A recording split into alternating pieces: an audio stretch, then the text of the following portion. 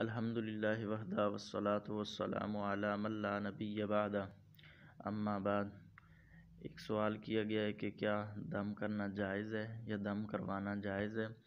تو دم کرنا بھی جائز ہے اور دم کروانا بھی جائز ہے۔ نبی کریم صلی اللہ علیہ وسلم کی حدیث صحیح مسلم میں ہے، آپ صلی اللہ علیہ وسلم نے فرمایا من استطاع منکم ان ینفع اخاہ فلیفعل، کہ جو شخص تم میں سے اپنے بھائی کو نفع پہنچانے کی طاقت رکھتا ہو تو فلیفعل، تو وہ اسے ضرور نفع پہنچائے۔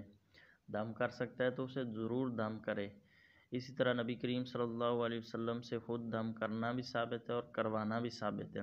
صحیح مسلم کی حدیث، نبی کریم صلی اللہ علیہ وسلم کی زوجہ محترمہ امی جی عائشہ رضی اللہ تعالیٰ عنہ بیان کرتی ہیں کہ آپ صلی اللہ علیہ وسلم کے گھر والوں میں سے یا آپ خود جب بیمار ہوتے تو اپنے اوپر بھی دم کرتے، اور جو گھر میں بیمار ہوتا اسے بھی معوذتین پڑھ کے دم کیا کرتے تھے۔